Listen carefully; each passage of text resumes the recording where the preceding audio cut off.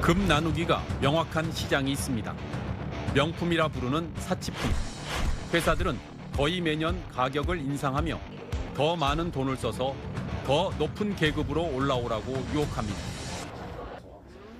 새 제품이 너무 고가이다 보니 중고 시장이 활성화돼 있는데 두드러지는 특징이 있다고 하는데요. 팔고 삽니까? 아니면 계속 사기만 합니까? 팔고 사시는 분들 많습니다. 특히 단골 분들은 오실 때마다 거의 팔고 사시는 경우가 많죠. 저렴한 제품부터 시작해서 해마다 이제 점점 가방의 어떤 퀄리티라든지 가격대가 좀 올라가는 경우가. 점점 계급도 상위 제품으로 갈아타기를 한다는 겁니다. 브랜드를 가장 중요시하게 여기고 그 다음으로 디자인, 마지막으로 가격을 고민하는 경우가 많습니다. 아무래도 겉으로 보여지는 거를 또 무시 못하기 때문에 뭐 이왕 사는 거 조금이라도 좀 티가 나는 거. 중고 시장의 계급도 역시 신품과 크게 다르지 않고 일부는 희소성 때문에 신품보다 더 비싸게 거래된다고 합니다. 제일 먼저 MS 같은 경우는 중고가가 보통 작게는 2천만 원 후반대에서 높게는 3천만 원 후반대까지 형성돼 있고요. 원래 신품은 얼마예요? 2천만 원 초반대입니다. 요 X랑 샵 두 브랜드만 이제 유일하게 중고 매장에서 프리미엄이 좀 형성되어 있는 상태입니다. 온라인에 계급도가 처음 등장한 건 2011년으로 추정됩니다. 당시 부모 등골을 휘게할 정도로 비싸서 등골 브레이커로 불렸던 한 패딩 때문에 계급도가 만들어졌다는 겁니다. 15년이 지난 지금 계급도는 종류를 헤아리기 힘들 정도로 많아졌습니다. 평범한 직장인의 아침, 눈을 뜨는 침대에서부터 계급도는 시작됩니다. 회사에 입고 갈 겨울 패딩에도, 출근을 위해 집을 나서면 아파트 브랜드에도 계급이 따라붙습니다. 회사까지 타고 갈 차, 타이어에도 계급도 딱지가 붙어 있습니다. 헬스기구도 다 똑같은 것이 아니고 심지어 야식으로 먹는 치킨에도 계급도가 존재합니다. 우리를 둘러싼 계급도는 두 얼굴을 가지고 있습니다. 소비자의 집단 지성이 모인 정보이며 실패 없는 선택을 위한 지침이라는 긍정적인 면이 있습니다. 패딩 계급도를 만들고 공감대를 얻고 이렇게 한 번쯤 재미를 느끼고 공감대를 느끼니까 이런 이제 다양한 제품에 대해서 계급도를 이렇게 만들어서 확산시키고 이제 그런 일종의 좀 놀이 문화가 아닌가 MZ 세대. 하지만 재미와 정보가 일정한 선을 넘고 남과 비교하는 잣대가 되는 순간 부작용이 나타나기 시작합니다. 5, 6년 전인 코로나19 시절 선풍적 인기를 끌었던 자전거. 휴일 라이딩을 즐기는 베테랑 라이더들에게 각자 자전거에 대해 물어봤습니다. 실례지만 이거 얼마쯤 됩니까?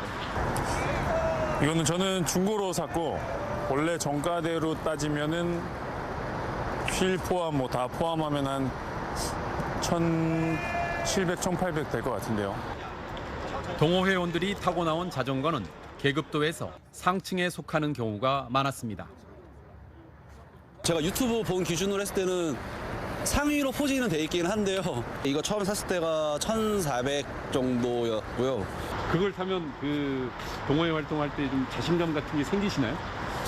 아무래도 남자들도 차를 탈 때 좋은 차를 타면은 그래도 뭔가 좀 기살고 이런 것처럼 없지 않아 있는 건 있는 것 같아요. 자전거는 장비빨이라는 얘기가 있을 정도이니 더 비싼 자전거를 타고 싶은 욕망은 라이더라면 누구나 있습니다. 최고 위가 1이고 맨 밑에가 10이면 저는 한 7, 8 정도 되지 않을까. 마음은 항상 사고 싶다. 저 자전거 내 꿈의 자전거인데 딱 하는데 현실적으로 이제 그렇지 못하다 보니까 그냥 이걸로도 만족하면서 타고 있습니다.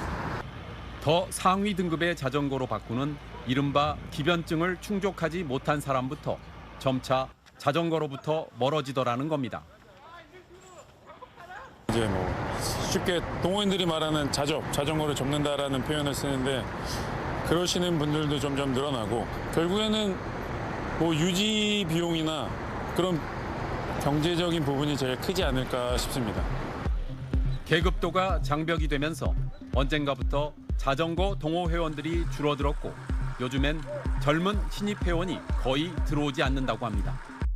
예전에는 시작할 때 그래도 한 300, 400이면 많은 돈을 투자해서 그 정도면 되게 좋은 자전거다라고 시작을 했다면은 이제 지금은 사람들이 야 그래도 한 1,000만 원 이상은 투자해서 시작해야 되는 거 아니야? 그러다 보니까는 이제 어느 모임을 갔는데 다른 사람들은 다 제네시스를 타는데 저 혼자 아반떼 타면은 거기 가고 싶지 않잖아요. 우리는 우픈 현실인 걸 알면서도 왜 끝없이 급을 나누고 비교하고 그러면서 움츠러드는 현대판 피라미드로 스스로를 몰아넣고 있는 걸까요? 인간은 다른 사람보다 우위에 서고 싶어하는 존재거든요. 그게 인간 안에 반지의 제왕 안에서 반지 끼고 싶어 하잖아요. 근데 이제 한국 사회는 여기에서 굉장히 재밌는 게 공동체 문화와 그런 격심한 경쟁 문화가 혼재되어 있는 사회 같아요. 이 경쟁의 그 인간 본연의 욕구 또한 굉장히 커다랗게 증폭이 된 그런 사회가 아닌가 싶습니다. 한국은 급속히 성장하며 위를 향한 경쟁과 비교를 소비로 보여주는 문화가 자연스럽게 자리 잡았다고 전문가들은 진단합니다. 소비는 계급의 어떤 정체성, 계급의 특성을 나타내는 굉장히 중요한 도구잖아요. 계급표는 실은 우픈 현상인 거죠. 상류층의 소비를 모방할 수 있는 중산층의 젊은이들에게는 좋은 지침서가 될 거고, 그다음에 아예 이런 소비를 따라갈 여력이 없는 그런 입장에서는 상대적인 박탈감을 갖게 하는. 성장이 둔화되는 요즘에는 상향의 가능성이 줄어들자 지금 위치라도 지키자, 무시당하지 말자는 방어적 소비도 동시에 나타난다는 겁니다.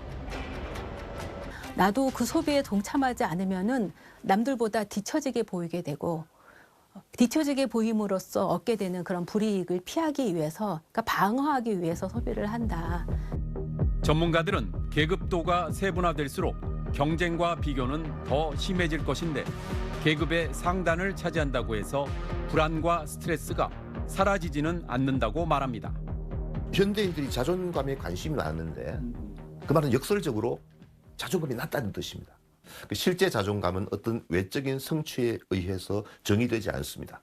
자존감의 여러 분야 가운데 자기 효율성, 내가 뭔가를 좀 잘하고 있어, 뭔가를 많이 가지고 있어, 이런 외적인 요인은 자존감의 아주 작은 부분이죠. 근데 우리는 이 자기 효율성을 자존감의 전부라고 생각합니다.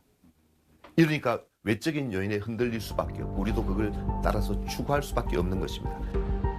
비교는 발전의 원동력일 수 있지만 비교가 나를 찌르는 칼날이 되지 않도록 조화로운 일상을 꾸리는 연습을 꾸준히 해나가라고 조언합니다. 비교 자체를 우리가 문제시할 필요는 전혀 없습니다. 문제는 무조건적인 비교로 인한 자존감 저하 우울이 내 일상과 내 삶 전체를 관통해버리니까 문제입니다. 그래서 이 비교를 줄이는 노력보다는 오히려 비교하지 않는 나의 일상을 증가시키는 훈련을 해야 됩니다. 이제는 돌격 앞으로 하는 도파민적인 삶과 또 그래 지금도 좀 괜찮아, 이만하면 충분해, 잘하고 있어, 이런 평온함과 항상성을 유지하는 세로토닌의 삶이 조화를 이루어야 되거든요. 계급도에 갇힌 신피라미드 사회에서 개인이 가진 가치를 온전히 인정받는 열린 사회로 다 같이 옮겨갈 방법은 없을까요? 문제는 사회가 나의 페이스와 나의 이상에 따라서 거기까지 가는 것을 평가를 이제 제대로 안 해주는 사회가 문제인 거죠. 자기의 인생 경로를 설계하고 평가받을 수 있는 그런 길들을 이게 아주 다양하게 많아야 돼요.